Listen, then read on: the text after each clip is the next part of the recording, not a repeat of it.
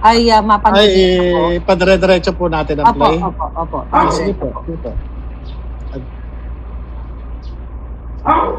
Ganito, sabi ganito, tayo mamamagitan. Okay? Kasi nga yung mama, ha? Hindi, ganito, pakinggan mo na kuya. Ganito kuya. Nung pumutok yan, nagkausap kami. Sabi ko, kuya, masalimuot yan. Nag-aaway ang Duterte at Marcos. Okay? Huwag kang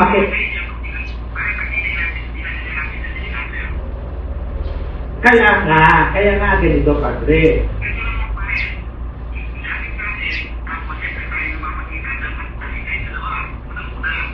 Hindi.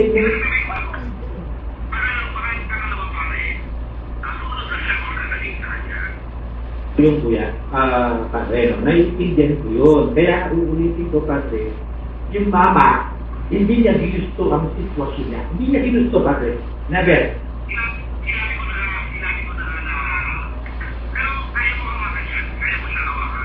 Kaya kong iparating yung mensahe.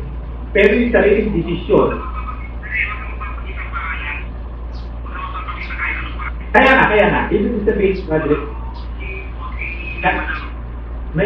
padre, marunong tayong mawak ng informasyon. Ang sinasabi ko, padre, kung ano magiging desisyon niya, sa kanya yun, padre, di ba? Kasi kabubuti niya yun. Siyempre ako, itutuloy ko. Papanggitin kung sino gustong mga pangalan na sinasabi mo. Wala akong babanggitin. Ang sinasabi ko, yung solusyon, remedyo, or what, siya magdidesisyon sa sarili. Padre, di ba?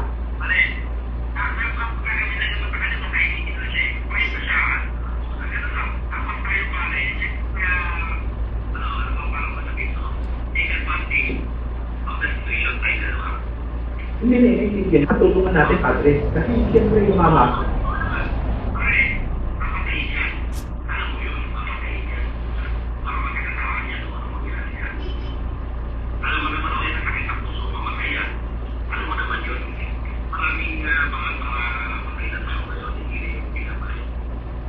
Sige, gano'n na muna. Para nasa sabi ka.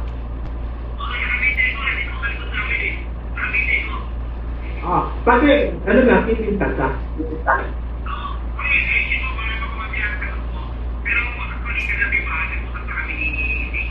Ibig sabihin, parang kilala ko. Ibig sabihin na tumawag si lang pala, KJ.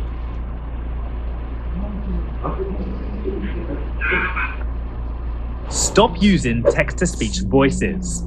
Those generic AI voices are hurting your sales instead. Ayan, sir. Paki-remove po sa screen.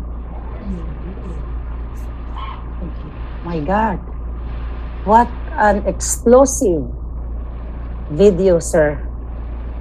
Oh my God, hindi makahinga yung mga tao nanonood.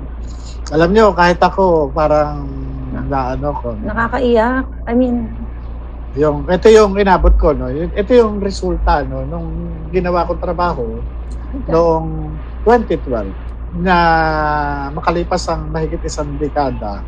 Ito, no? Yung sa halip na tulungan ako ng gobyerno, sila pa yung mistulang umuusig sa akin na ang ano ko, no? Bakit ako pinupuntirya? Bakit itong mga sa halip na bakit ako pinupuntirya ng mga mambabatas na kasi kung gusto nilang malaman yung katotohanan, ito yung madali lang naman sa investigation makakapag-elicit ka ng information tungkol dito. Bakit may ganito? Bakit merong papatayin ako? Bakit ganito na patahimikin ako? Bakit Ngayon, inaantay yung kasagutan. Nagkaroon nga kami ng mga series of conversation na gusto raw ako makausap nung James Kumar at sa labas daw. Pero sabi ko daw nakikipag-usap sa labas. At sabi ko dito lang sa bahay. So, allegedly pinarating at yung ang sabi nga, baka raw tantad ng CCTV yung bahay. Kumbaga talagang meron din silang mga pinag-iingatan na or for security reasons na baka nga naman sila mapicturan o ano man, yun ba, totoo naman, may CCTV naman dito sa bahay. Siguro, ang palagay ko, kinasing nila itong lugar ko, nakita na may mga CCTV, at kaya siguro nagkaroon na ng failure yung negotiation. Sir, nakakapanglumo, okay? Nakakapanglumo, nakakagalit, nakakaiyak dahil mismo ang First Lady ng Pilipinas na alam ko, alam ni Glenn Chong, alam nating lahat na siya nagpapatakbo ng Pilipinas, ay nag-uutos ayon dyan sa video na napanood namin sa iyo na aareglohin ka, ibabribe ka. Kaya nga, yung mga nanonood ngayon na mga Pilipino na inaakusahan ka, na gawa-gawa lang, o kung yung sinasabi ng una, ng PIDEA, na tinatanggi nila na AI daw ito, at ang sinasabi ni Marcos Jr. at ni Jinggoy muna na ginawa-gawa mo lang, sinasabi ni Marcos Jr. na ikaw ay parang jukebox na paglulugan kung anong kakanta.